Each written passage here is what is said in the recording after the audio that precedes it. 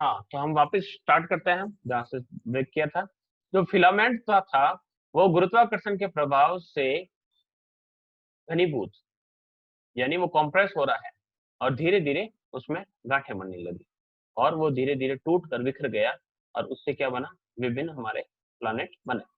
तो ज्वारीय प्रभाव के कारण फिलामेंट के दोनों सिरों पर संकरा एवं बीच में अधिक से फैला हुआ, इस प्रकार सिगार देखी होगी। सिगार जो होती है बीच में से काफी मोटी और साइड में से पतली। पतली किस प्रकार से, जैसे हमने आटे में से किसी लोहे को बाहर निकाला तो हम देखेंगे कि आटे के दोनों हिस्से, एक तरफ से हम खींच रहे हैं वो हिस्सा काफी पतला होगा और एक वो हिस्सा जो काफी, आप क्या कर सकते हैं, जिस तरफ से खींच रहा है वो भी काफी पतला होगा।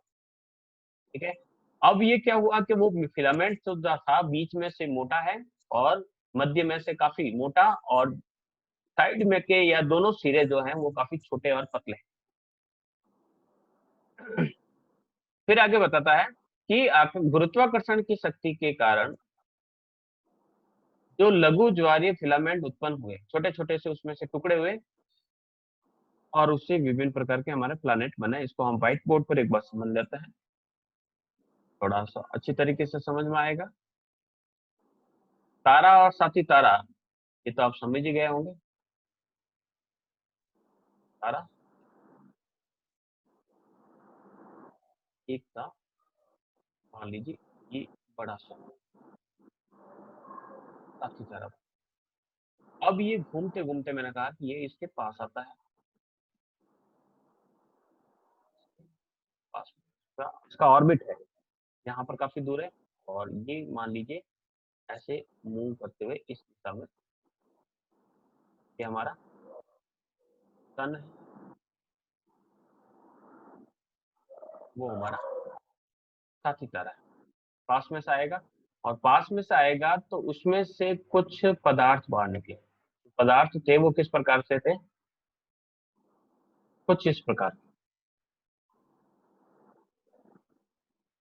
ऐसा पदार्थ बाहर निकले। ऐसा पदार्थ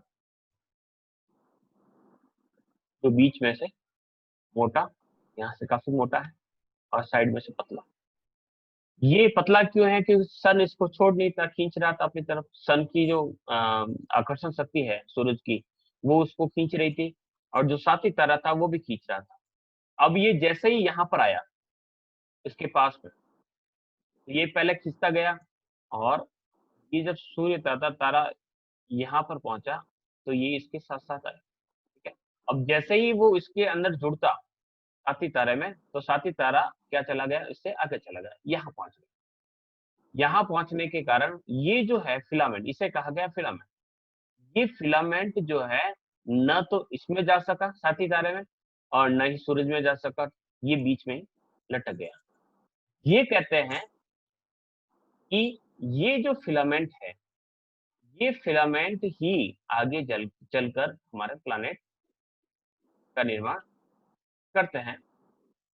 कैसे करते हैं इसको थोड़ा सा हम समझते हैं कि ये जो हमारा प्लानेट है, सॉरी फिलामेंट है, ये इस प्रकार से बीच में से मोटा था और साइड में से धीरे धीरे, ये कहता है कि ये धीरे धीरे टुकड़ों में डिवाइड और इसके कितने टुकड़े हुए, 9। पहला, दूसरा, तीसरा, चौथा, पांचवा, छठा, सातवां, आठवां, नौवां, इस प्रकार से इस फिलामेंट के क्या बने, टुकड़े हुए 9।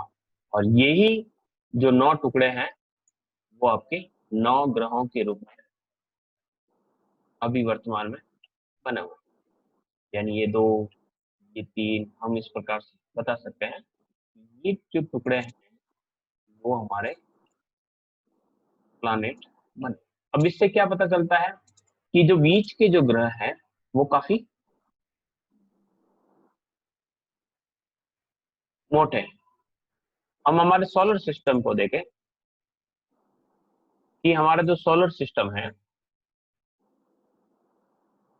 उस सोलर सिस्टम के हम ग्रहों को देखें तो आप पाएंगे कि जो बीच के जो ग्रह हैं वो आपको काफी छोटे देखने को मिलेंगे और सॉरी बीच की जो है वो काफी मोटे दिखाई देंगे, और जो बाकी जो है वो आपको थोड़े से साइड वाले दोनों ही जो हिस्से हैं, उन दोनों ही हिस्से पर आप देखेंगे तो वे हमारे काफी छोटे देखने को मिलेंगे। यहाँ पर मैं एक स्लाइड ऐड करता हूँ ताकि आप अच्छी तरीके से समझ पाएंगे इसी चीज को। ये हमारा सोलर सिस्टम, और सोलर सिस्टम को हम शेयर करते हैं आपके साथ। ये हमारा सोलर सिस्टम। अब इस सोलर सिस्टम में आप देखें कि ये अपनी बात को कैसे स्पष्ट करते हैं।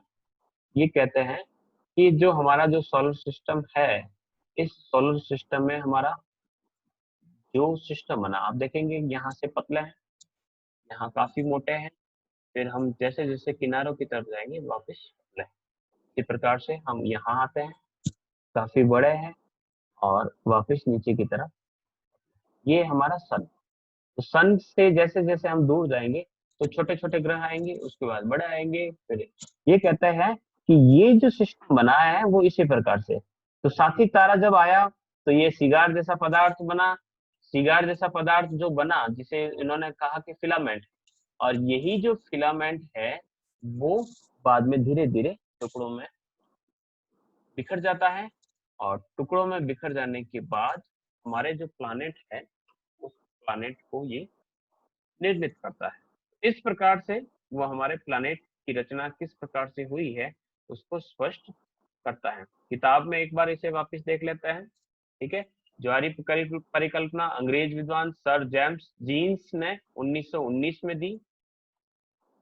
इस 1919 में जो ये परिकल्पना दी, जिसमें जेफरीज ने 1929 में 1929 में इसमें कुछ चेंजेस लाए। उन्होंने कल्पना की कि इनका निर्माण कैसे हुआ। तो सबसे पहले इनकी जो कल्पना थी वो किस प्रकार की थी। वो कहता है कि सौर मंडल का जो निर्माण है, सूर्य वो एक अन्य तारे से हुआ। ये बाइनरी या बाई पैरेंटल हाइपोथेसिस है। सूर्य गैस का एक बहुत बड़ा गोला था। ब्रह्मांड में एक और तारा था जो सूर्य से काफी बड़ा था। सूर्य तो अपनी जगह पर स्थिर था, ठीक है, और अपनी जगह पर ही वो रोटेट कर रहा था, रिवोल्यूशन नहीं कर रहा था, वो रोटेट कर रहा था। और जो साथी तारा था वो अपने पथ यानी अपने ऑर्बिट के सारे घूम रहा था, और वो धीरे धीरे सूर्य के पास आ रहा था।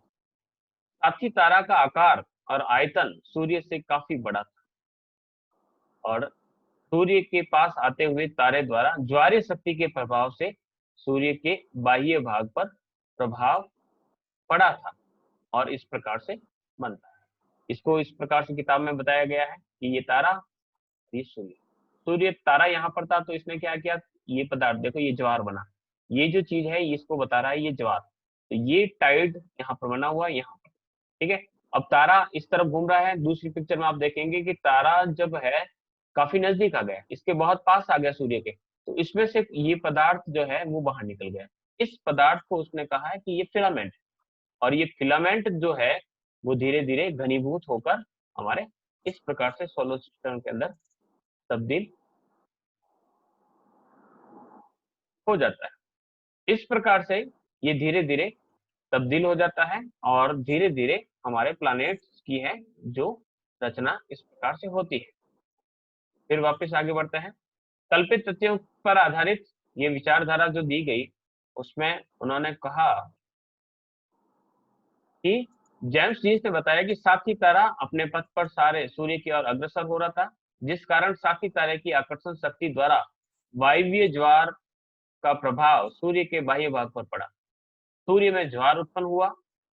ज्वारीय क्रिया सूर्य में उसी प्रकार संभव हो सकी जिस प्रकार वर्तमान समय में पृथ्वी के निकट चंद्रमा के आने पर पृथ्वी में ज्वार, पृथ्वी के महासागरों में ज्वार, जिस प्रकार से आज जो टाइड एंड एब्स यानी ज्वार भाटा उत्पन्न होते हैं, चंद्रमा जब जैसे ही पृथ्वी के निकट आता है, उसी प्रकार से जब ये तारा सूर्य के पास पहुंचा तो उसमें भी टाइड उत्पन्न हुआ। और जैसे जैसे ये तारा सूर्य के पास आया, जो जो उसकी आकर्षण शक्ति बढ़ी और ज्वार की तीव्रता भी बढ़ती गई। जब तारा सूर्य के बिल्कुल निकट आ गया तो उसकी आकर्षण शक्ति से सूर्य से अधिक हो गई, इस कारण वहां से कुछ ज्वार उठा और एक फिलामेंट जो शिकार के आकार का था वो उससे अलग हुआ। फिलामेंट सूर्य से हटकर तारे की तरफ जाने लगा और पास वाला जो तारा था वह दूर निकल गया। इस कारण जो फिलामेंट था वो तारे के साथ नहीं जा सका, वह सूर्य के चारों ओर घूमने लगा। ऐसी स्थिति में कहा जाने लगा कि ऐसा क्या हुआ कि सूर्य फिलामेंट साथी तारे के पास तो नहीं गया, लेकिन वापस सूर्य के पास क्यों नहीं आया, वापस उससे क्यों नहीं जुड़ा। तो कहा गया कि जब सूर्य से अलग होकर फिलामेंट तारे की तरफ गया, उस परिस्थिति में सूर्य की आकर्षण शक्ति से बाहर हो गया, यानी सूर्य उसे वापस भी नहीं बुला सका, उसका एरिया समाप्त हो चुका था और वो सूर्य के चारों ओर चक्कर निकालने लगा। कुछ समय पश्चात साथी तारा इतना सूर्य से दूर चला गया कि कोई भी वायवीय भाग, जिसे कहा गया फिलामेंट, सूर्य से अलग नहीं हो सकता, कोई तारा ही नहीं था। ठीक है, तो सिगार के रूप में जो लंबा होने वाला जो फिलामेंट था, जिसका मध्य भाग बीच में से काफी चौड़ा और किनारे के जो भाग थे वो काफी पतले थे, इस पतले होने के कारण के लिए बताया कि दोनों ही एक दूसरे को खींच रहे थे। अब ग्रह कैसे बना, तो फिलामेंट से ग्रहों की उत्पत्ति कैसे होती है, तो कहते हैं कि सूर्य से दूर जाने के बाद, अलगाव यानी दूर होने के बाद, फिलामेंट ठंडा होने लगा, जिसके कारण वो संकुचन या संकुचित होने लगा, वो कॉम्प्रेस होने लगा, सूखने लगा। इसलिए फिलामेंट कई टुकड़ों में बट गया और सभी जो टुकड़े हैं धीरे धीरे कॉम्प्रेस्ड हुए और प्लानेट के रूप में बदल गए। और इसी फिलामेंट से हमारे 9 जो ग्रह है उनका निर्माण होता है। ठीक है, ये कॉन्सेप्ट रहता है, मूल्यांकन जो रहता है उसको हम नेक्स्ट जो क्लास रहेगी वो करेंगे। यहाँ पर कोई प्रॉब्लम हो तो बता दीजिएगा, है जिसको प्रॉब्लम अभी भी चीज समझ में नहीं आई है तो आराम से पूछिएगा। मैं आपको गूगल फॉर्म सेंड कर रहा हूँ जो इस क्लास में है। कुछ सेकेंड ईयर वाले हैं, आप मत भरिएगा, नहीं तो आपकी फर्स्ट ईयर के अंतर्गत लग जाएगी।